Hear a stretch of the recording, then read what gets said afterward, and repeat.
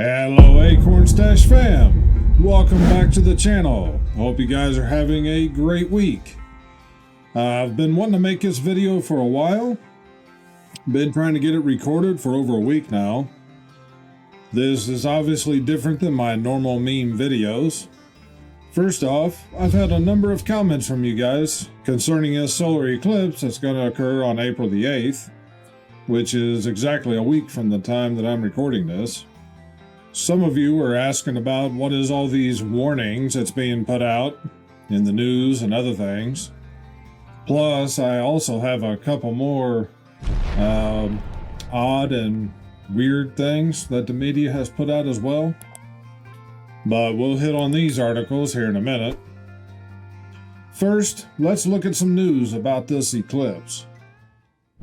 Stock up on food, water, and fuel ahead of the eclipse. Emergency officials warn. Cell phone service could be a problem too.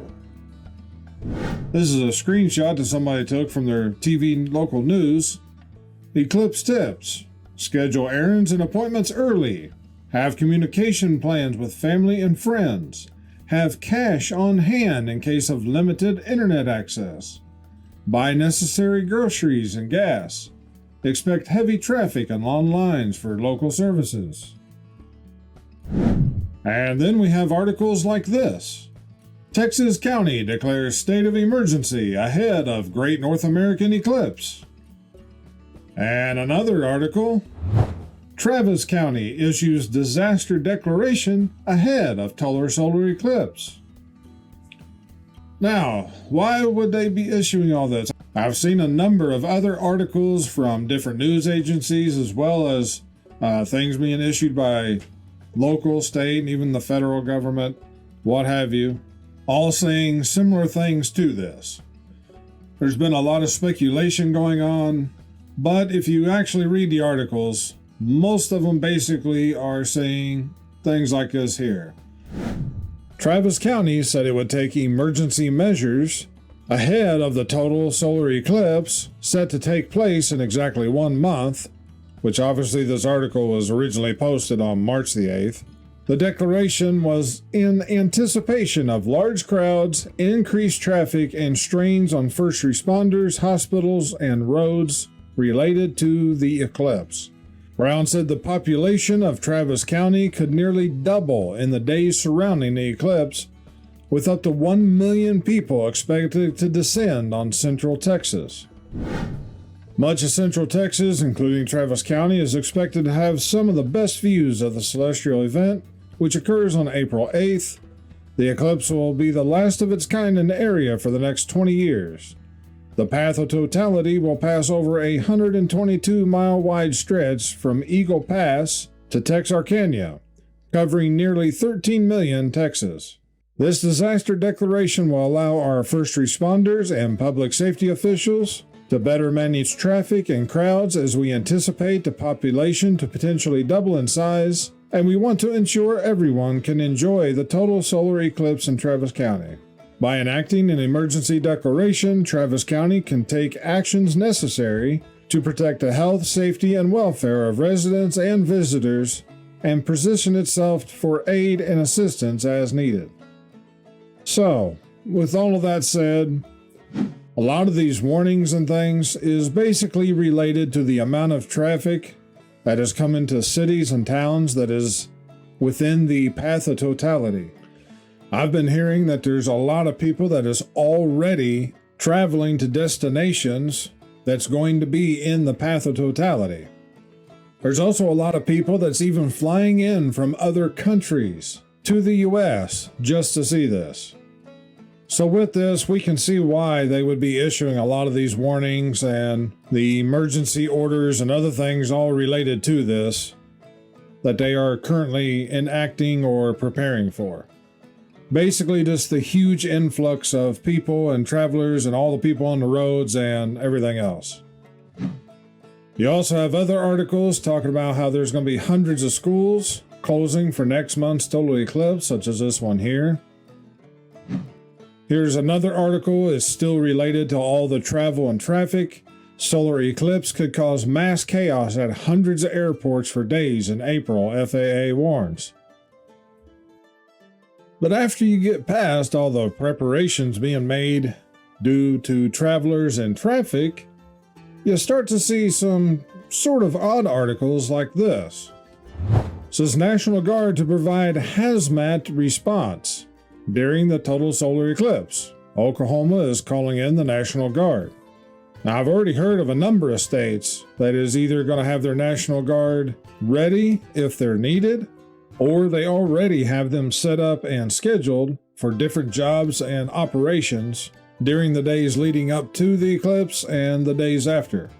But I just thought this particular article was kind of odd that they've said that they're going to provide a hazmat response. What exactly do they expect to happen that would require a hazmat team response? I just thought that was a little odd. And here we move on to the next odd article. CERN to test world's most powerful particle accelerator during April's solar eclipse to search for invisible matter that secretly powers our universe. If we drop down and read in the first section of this article, the world's largest and most powerful particle accelerator is set to smash protons together on April the 8th. Now, the team has restarted the LHC with hopes of unraveling more mysteries of the universe, specifically dark matter. With all that said, again, what does this have to do with an eclipse? We've all been taught that a solar eclipse is just the moon covering the sun. And with that being true, why would that have any effect on matter or subatomic particles? Are they expecting it to affect Earth's magnetic field in some way? Obviously, the moon has an effect on Earth's magnetic field. That's what creates your tides. In any case, like I said earlier, just kind of an odd article in my opinion. The next one we move on to: why NASA will fire 3 rockets at the solar eclipse. And if you start reading some in this article, NASA has announced it will fire 3 scientific-sounding rockets into the moon's shadow on Monday, April 8th, during a partial solar eclipse across North America, in what will be a total solar eclipse for a 115-mile wide path through parts of Mexico, 15 U.S. states, and Canada, and a partial solar eclipse for the entire Americas.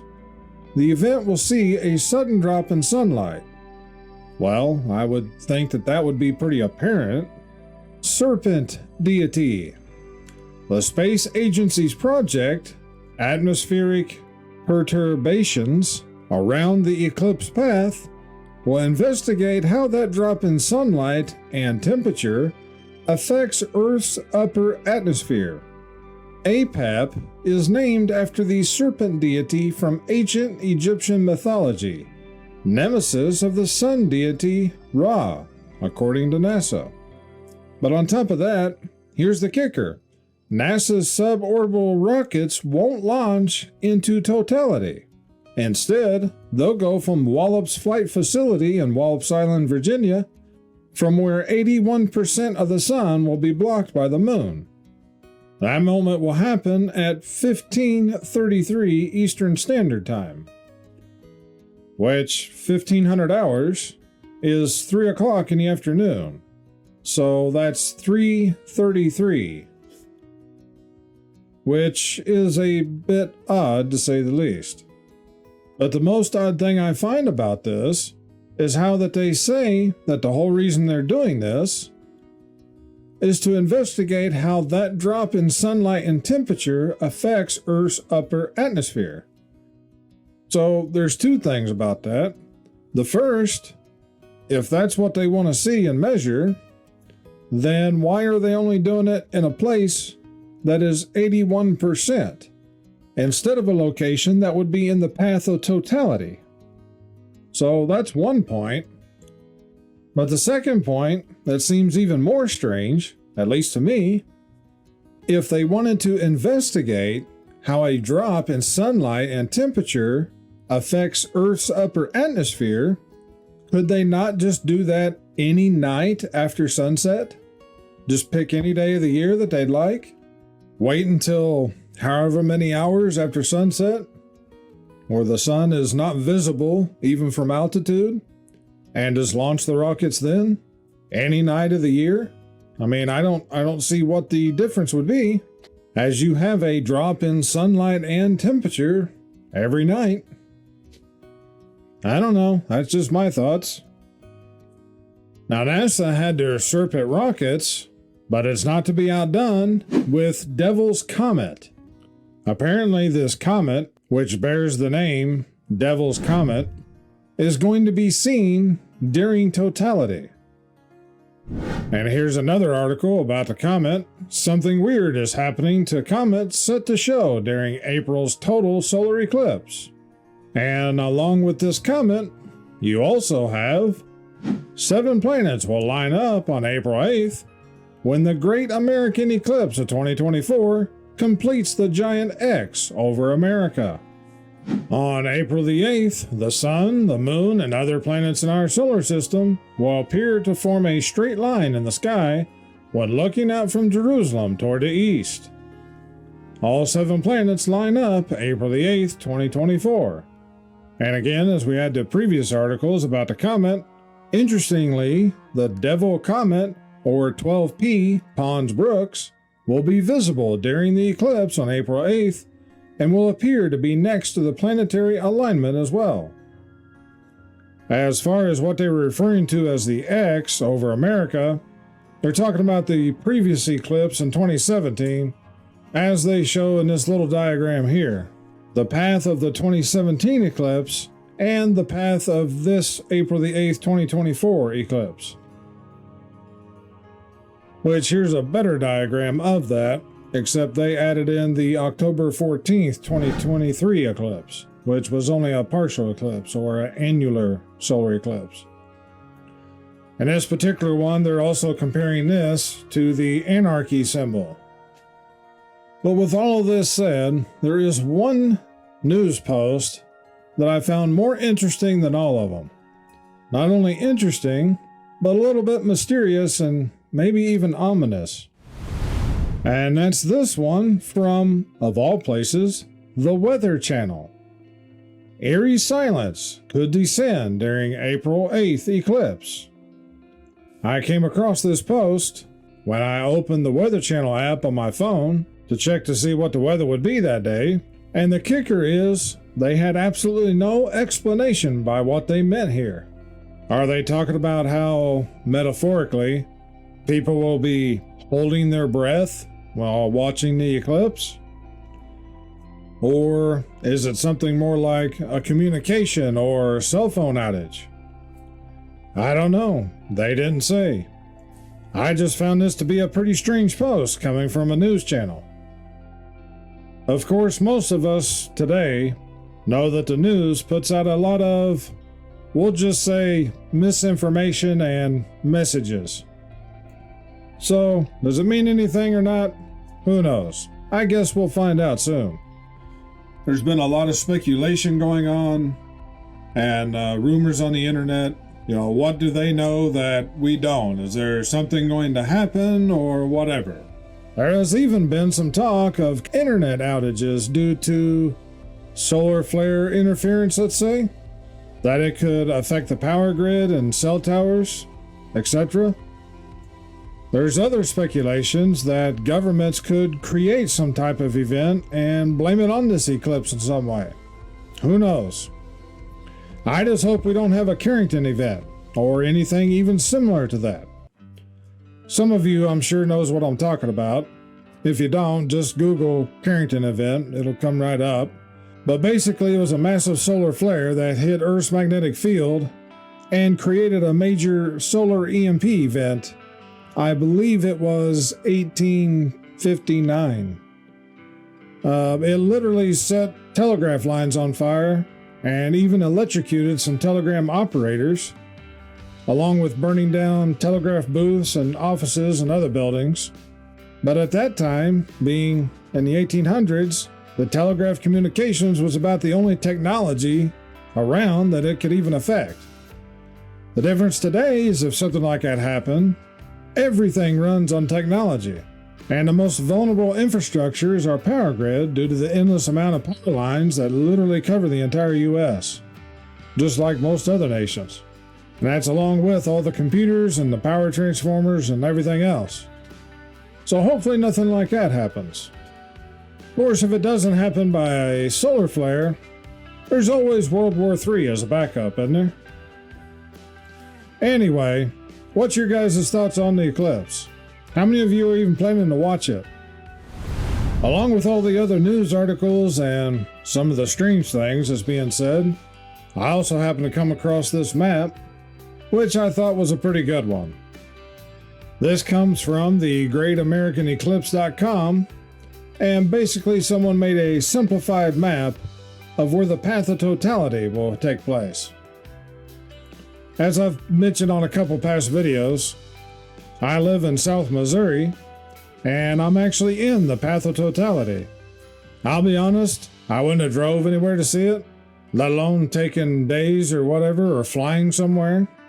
But since it's going to happen right here where I live, yeah, I spent like $6 at Walmart for a couple pair of glasses. It will be pretty neat to see, and I do follow a lot of the movements and transitions of the sun and the moon. As a few of you may know, that has to do with the biblical calendar. Anyway, feel free to share your thoughts or your plans down in the comments. Before I end this video, I just wanted to thank all of my subscribers and all my viewers here on the channel. You guys are awesome, and you have literally built this channel from the ground up. At the time that I'm recording this video, we are just short of 10,000 subscribers, which is almost unbelievable to me, being that I just hit my first 1,000 subscribers in December. So in just over 4 months, we're just short of 10,000 subscribers now. So the channel has really been growing quickly, and that's all thanks to the Akornzstash fam here. Stay safe, especially during all this craziness and the days around this eclipse coming up. There's going to be a ton of traffic and people traveling, which means more stupid people on the roads than usual. People not paying attention to anything around them, whether they're driving or walking for that matter. All the cell phone zombies and everything else. So be watchful, especially if you live in any of the areas inside the totality zone. In any case, everyone, take care, stay safe, and until next time, this is Akorn signing off.